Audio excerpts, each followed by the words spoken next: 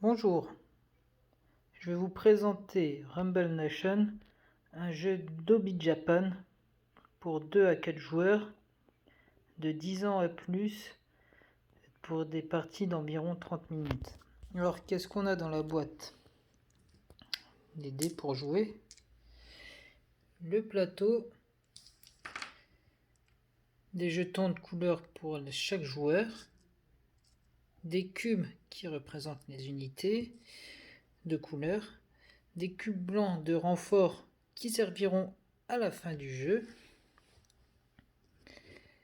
les jetons château qui représentent aussi les points, on verra ça à la fin du jeu, des jetons points qui serviront toujours à la fin du jeu, des cartes stratégie et des jetons épée qui serviront à la fin du jeu. Donc la mise en place, comment ça va se passer? Vous choisissez vos couleurs, vous choisissez ensuite des cartes. Donc là on joue à 4, donc ce sera le nombre de joueurs plus une carte. Donc vous les mélangez et puis vous choisissez pas les cartes, c'est au hasard. Mais là comme elles sont devant, je vais les prendre. Donc le nombre de joueurs, on est 4 plus 1, ça fera 5 cartes. 1, 2, 3, décidément 4 et puis 5. Ensuite, les jetons château. Vous les retournez, vous les mélangez. Hop, c'est mélangé. Et vous les mettez au hasard sur le plateau. Voilà. Et ils vont de 2 à 12. Il en manque un. Il en manque un. Il en manque un. Il en manque un. Bah alors, il a disparu où? Je l'ai oublié dans la boîte. Ah non, j'en ai 2 ici. Pardon, c'est moi. Oui, on les retourne du coup.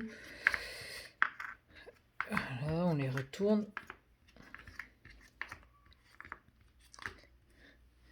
Et voilà, on est prêt à jouer. Donc, je suis joueur rouge. Je vais commencer. Je vais lancer les dés. Non, avant de commencer, oui. Avant de commencer, vous avez soit le choix de lancer les dés, soit le choix de jouer une carte. À savoir, une carte est utilisable une seule fois. Donc une fois utilisée, on ne peut plus s'en servir. Aussi, quand un joueur a utilisé tous ses cubes d'unité, plus personne ne peut se servir de carte.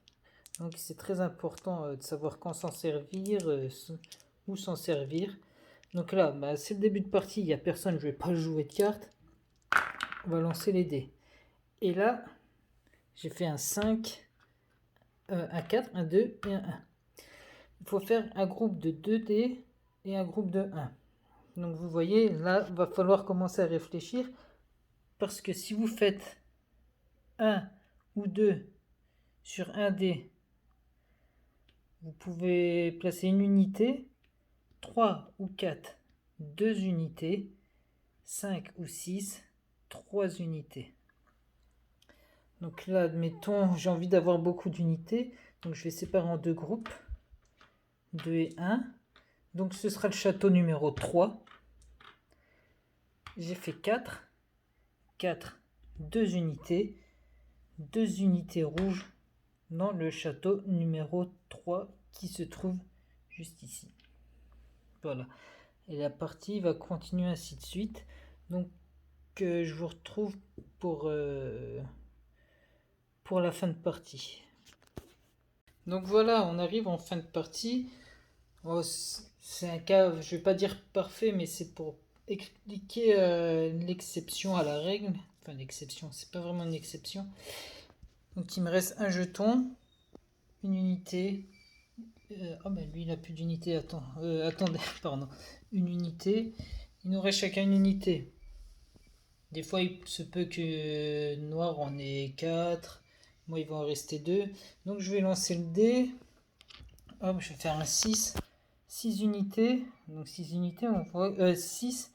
Donc on voit que c'est 3 unités. Malheureusement, il m'en reste que une. La règle du jeu dit que on pose toutes les unités qu'on a, même si on peut pas en mettre 3.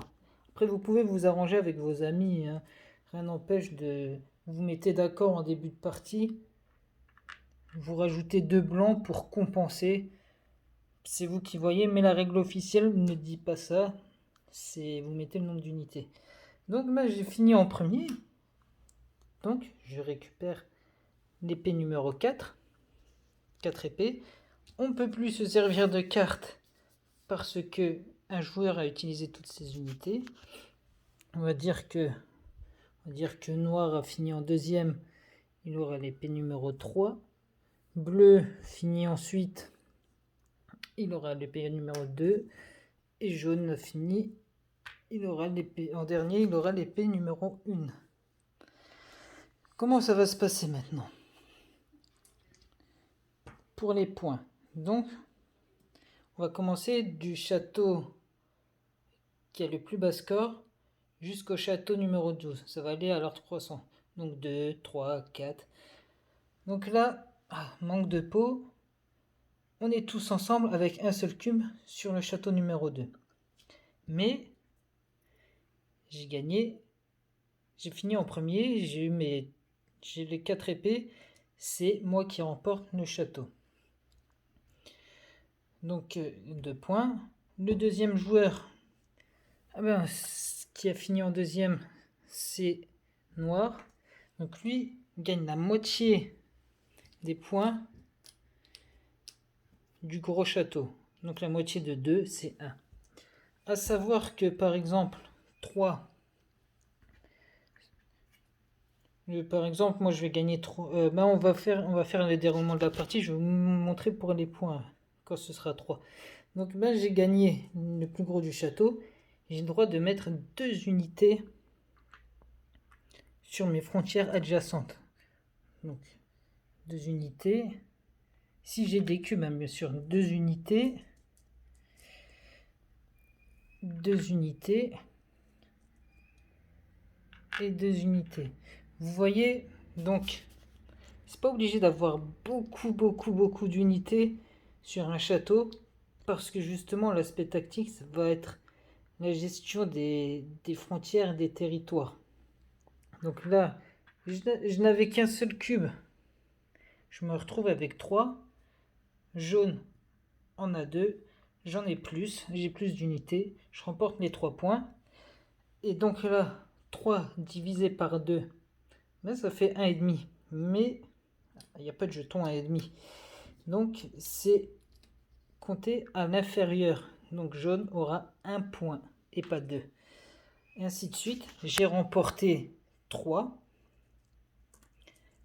Donc à frontière adjacente, là j'ai pas d'unité, je ne mets rien. Ici j'ai des unités, j'en rajoute 2. Là c'est déjà fait, on s'en occupe pas. Et là vous voyez la terre, le morceau de mer, c'est relié. Je peux en rajouter 2. Et ainsi de suite. À la fin, on fait le décompte des points. Et le joueur ayant le plus de points remporte la partie. Voilà, j'espère que vous avez aimé. Mon objectif, c'est si quelqu'un hésitait à prendre le jeu et que je lui ai donné envie de l'acheter, ce sera mon objectif. Je serai content si au moins une personne aura acheté le jeu grâce à cette vidéo. Merci, au revoir.